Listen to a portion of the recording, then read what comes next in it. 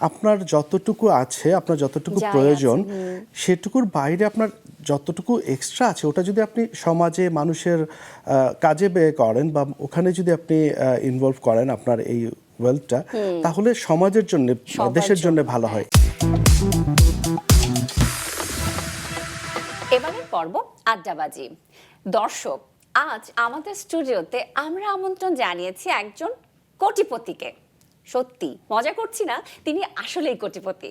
সম্প্রতি তিনি জনপ্রিয় এক নাটক নির্মাণ করেছেন যার নাম কোটিপতি। আর নামের কারণেই কিনা জানি না, দ্রুততম সময়ে কোটি ভিউয়ের খাতায় নাম লিখিয়েছে যৌবন কেয়াপাইল অভিনীত এই নাটকটি। ২৬ ডিসেম্বর মুক্তি পাওয়া এই নাটকটির এখন পর্যন্ত ইউটিউব ভিউ ১৭ মিলিয়ন। হ্যাঁ দর্শক, যে নির্মাতার কথা বলছি তিনি তরুণ নাট্য পরিচালক SR মজুমদার। কোটিপতির প্রসঙ্গ ধরেই আজ আমরা তার সঙ্গে কথা বলবো, চলুন আড্ডায় ডুবতেই। কেমন আছেন মিস্টার কোটিপতি?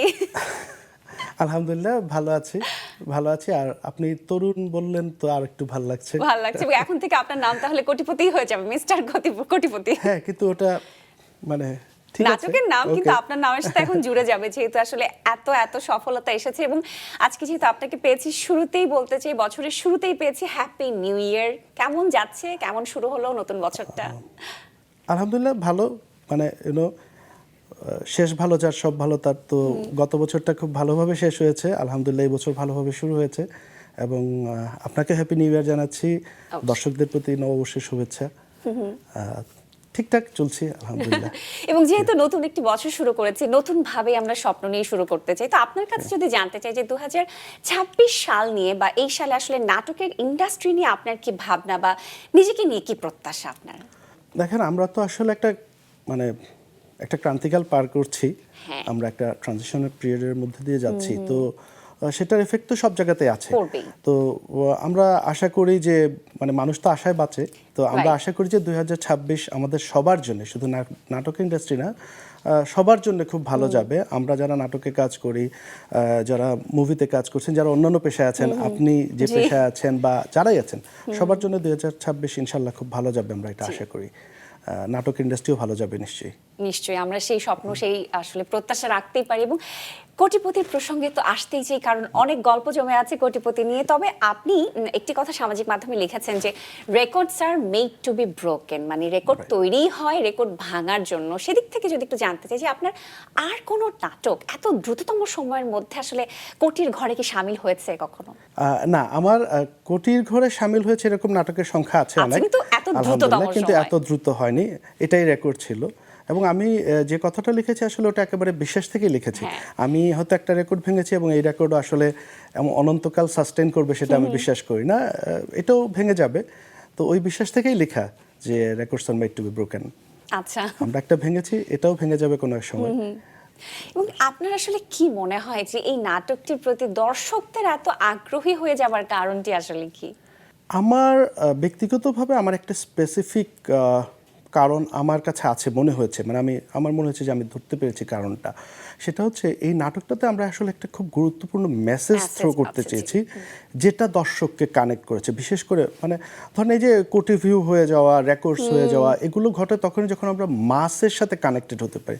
সো মাস পিপল কানেক্টেড হয়েছে ওই মেসেজটার সাথে, যেটা আমরা বলতে চেয়েছি যে আপনার যতটুকু আছে, আপনার যতটুকু প্রয়োজন, সেটুকুর বাইরে আপনার যতটুকু এক্সট্রা আছে, ওটা যদি আপনি সমাজে মানুষের কাজে ব্যয় করেন বা ওখানে যদি আপনি ইনভলভ করেন আপনার এই ওয়েলথটা, তাহলে সমাজের জন্য, দেশের জন্য ভালো হয়। এই যে মেসেজটা, বা অনেক টাকার মালিক হয়েও যে একটা মধ্যবিত্ত লাইফের যে মজা, সেখানে থাকা, গ্রাউন্ডেড থাকা, এটা আমার মনে হয় এই মেসেজটা দর্শক অনেক বেশি কানেক্ট করেছেন।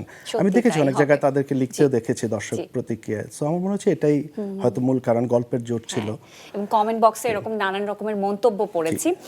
ফারহান আহমেদ যৌবন এই সময়ের আসলে একজন ব্যস্ততম এবং অনেক জনপ্রিয় একজন অভিনেতা। তাকে যখন আপনি প্রথম গল্পটি শোনালেন, সেই মুহূর্তে আসলে তার প্রতিক্রিয়া কি ছিল, তিনি কি বলেছেন? একটা জিনিস হয় কি, গল্প যখন আমরা শোনাই, যৌবনের একটা খুব ভালো দিক আছে, সে হচ্ছে গল্প শুনলেও সে আসলে পুরো স্ক্রিপ্টটা আগে দেখে নিতে চায়, হুইচ ইজ ভেরি গুড।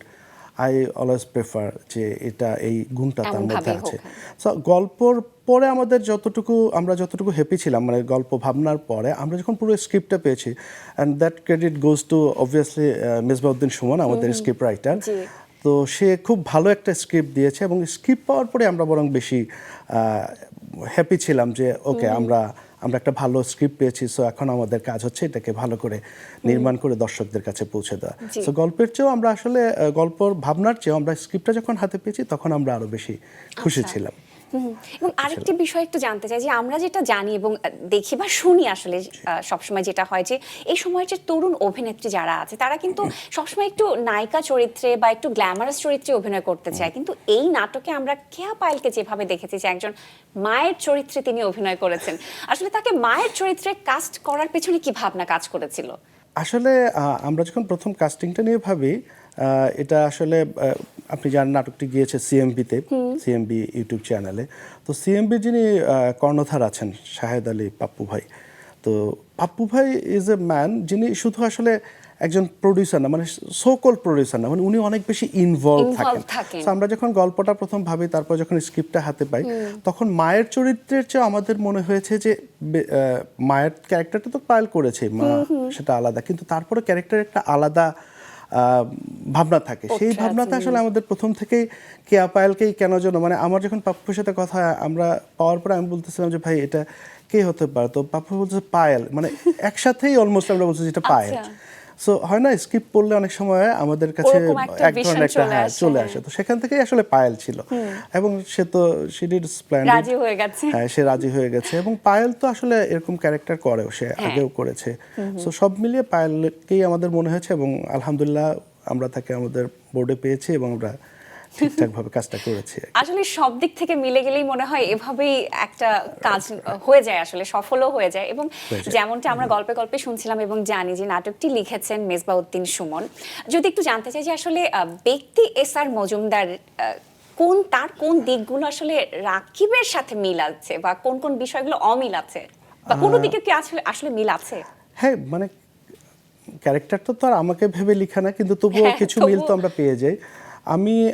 আমার যদি রাকিবের কাছ থেকে যে রাকিবের সাথে মিল আছে এরকম কিছু খুঁজে নিতে হয়, আমি বলবো যে আমি ব্যক্তি লাইফেও খুব গ্রাউন্ডেড থাকার চেষ্টা করি। এইটুকু মিল হয়তো রাকিবের সাথে আমি পেতে পারি, যে always try to B grounded, যেখানে যে অবস্থাতেই থাকি না কেন। আর অমিলের কথা যদি বলি, তো রাকিবকে আমরা যতটা ধৈর্যশীল দেখেছি, মানে আপনি দেখেছেন যে তার বউ তাকে বকা দিচ্ছে, তার বাবা বকা দিচ্ছে, সে এগুলো এনজয় করছে। আমি আবার ওইরকম না, মানে ধরেন আমি রেগে গেলে আমার ফেসিয়াল এক্সপ্রেশন চেঞ্জ হয়ে যায়, বুঝে ফেলা যায়, আমি অত ধৈর্যশীল না। এটা হচ্ছে অমিলের জায়গাটা। এবং আরেকটি বিষয় জানতে চাই যে কখনো কি আসলে থাকে না বৃহত্তর কোনো স্বার্থে আসলে পরিবারের কাছে বা কাছের মানুষের কাছে আপনি কোনো বিষয় গোপন করেছেন বা করতে চান, এমন কোনো বিষয় কি আছে? প্রতিনিয়তই করি, নানান কারণে দরকার হয় তখন করতে হয়, ফর দ্য বেটারমেন্ট, ধরুন পার্সোনাল লাইফের বা সমাজের কথা চিন্তা করে বা পারিবারিক কথা চিন্তা করে। তবে সেগুলো নট মানে ওইরকম বড় কিছু না, যেগুলোতে কোনো অন্যায় নেই, কোনো ক্ষতি নেই, এরকম ছোটখাটো বিষয় যে হ্যাঁ একটু হাইড করে গেলে হয়তো ভালো, তো সেই জায়গা থেকে যেটাকে আমরা বলি যে হোয়াইট লাইস, এটাতে কোনো হার্ম নেই, হার্মফুল কিছু না, সেটা বলাই যায়। এবং এই নাটকে আমরা দেখেছি আমাদের প্রিয় অভিনেতা আজিজুল হাকিমকে যৌবনের বাবার চরিত্রে, তার সঙ্গে আপনার কাজের অভিজ্ঞতা কেমন ছিল? আচ্ছা, ভেরি ইন্টারেস্টিংলি আমি আলহামদুলিল্লাহ অনেক কাজ করেছি যদিও, কিন্তু হাকিম ভাইয়ের সাথে এটা ছিল আমার প্রথম কাজ। এবং হোয়াট আই সেড, তাকে প্রথম দিন যেটা আমি বলেছিলাম যে ওই যেটা মানে হাকিম ভাই হচ্ছে আসলে আমার সময়ের নায়ক। মানে আপনি তরুণ বলেছেন, আমার খুব ভালো লেগেছে, কিন্তু আমি আসলে যে সময়টাতে এবং যে বয়সে এসে পৌঁছেছি, আমি যে বয়সটাতে পৌঁছেছি, তাতে করে আমার সময়ের নায়ক ছিলেন আসলে তখন তৌকির ভাই, হাকিম ভাই, সেলিম ভাই, জাহিদ ভাই। তো হাকিম ভাইকে ডিরেকশন দিতে পারা এটা আমার জন্য খুব সম্মানের ছিল, যদিও অনেক পরে এসে ওনার সাথে কাজ হয়েছে। এবং হি ইজ সো গুড, মানে হাকিম ভাইকে আমরা একদিন একটা টাইম বলেছিলাম যে ভাই আপনি এই টাইমে আসবেন, তো আমি সবসময় চেষ্টা করি আমার সেটা আমি নিজে আগে ঢুকে যাওয়ার, মানে আমি কখনো ওই সুযোগটা দিতে চাই না যে আমি পড়ে এসেছি। তো আমি দেখলাম যে ওই দিন হাকিম ভাই অলমোস্ট আমার সাথে ঢুকে গেছেন।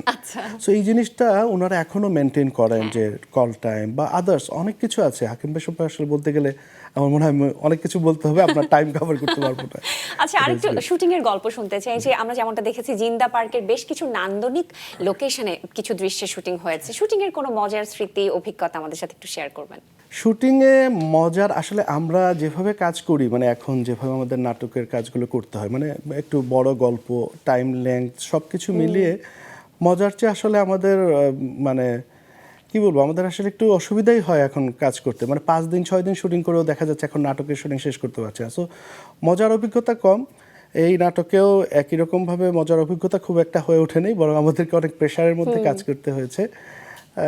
একটা মজার অভিজ্ঞতা, ঠিক মজার কিনা যায় না, এটা শেয়ার করতে পারি। সেটা হচ্ছে যে আমরা যখন জিন্দা পার্কে শ্যুট করতে গেলাম, তো প্রথমত একটা তো টাইম ফ্রেম থাকে যে এর মধ্যে শ্যুটটা শেষ করতে হবে। তো সেই শ্যুট করতে গিয়ে ওই যে দর্শকদের ভিড় করে, মানে দর্শকদের বোঝানো যে আমরা যে একটু টাইমের প্রেশারে আছি, এটা বোঝাতে গিয়ে এক দর্শকের সাথে আমাদের একটু মানে সে এতটাই জোয়ান ভক্ত যে তাকে বোঝাতে গিয়ে আমাদের খুব ব্যাক পেতে হয়েছে।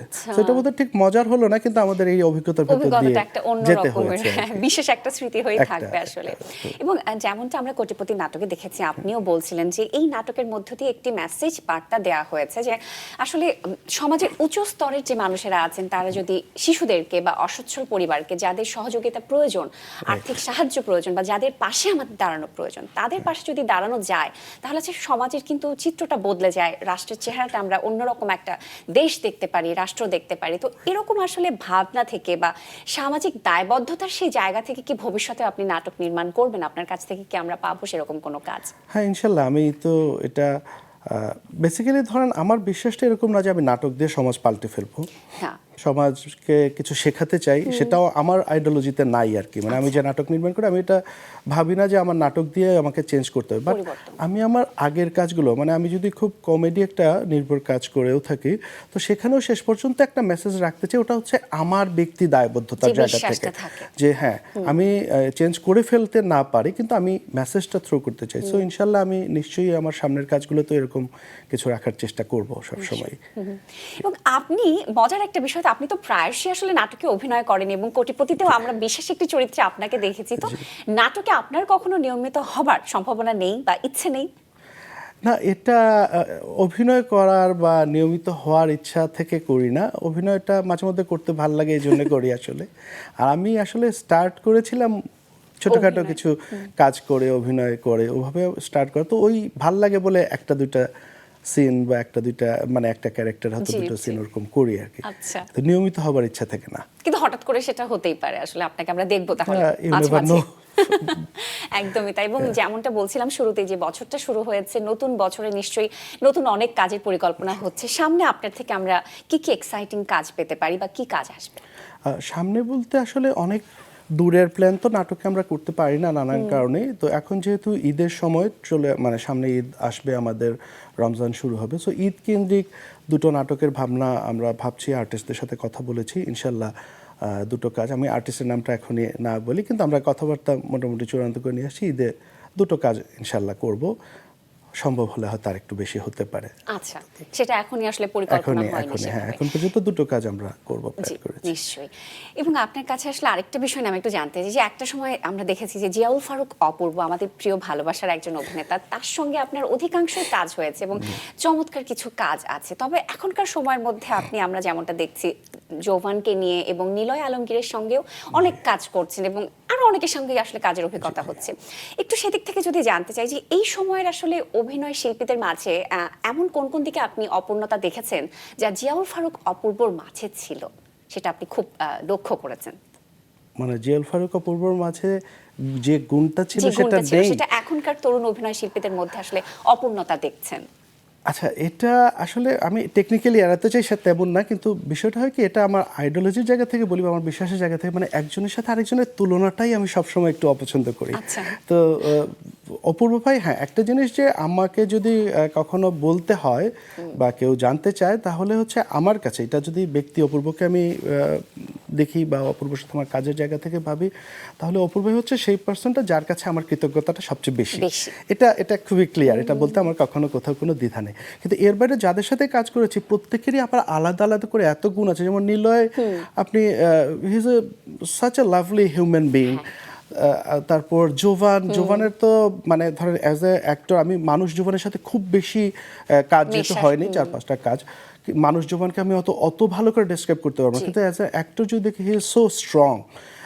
তৌসিফের সাথে আমার কাজ হয়েছে, সো যাদের সাথে কাজ হয়েছে, তৌসিফ ইজ ট্রিমেন্ডাস, সো যাদের সাথে কাজ হয়েছে সবাইকে আমি দেখেছি যে তারা বরং তাদের নিজেদের যে গুণগুলো আছে সেগুলোকে তারা এত ভালো করে ব্যবহার করে যে তাদের আসলে কোনো যদি খামতি থেকেও থাকে সেটা আসলে আমাদের চোখে পড়ে না, সেটা চোখে পড়ে না।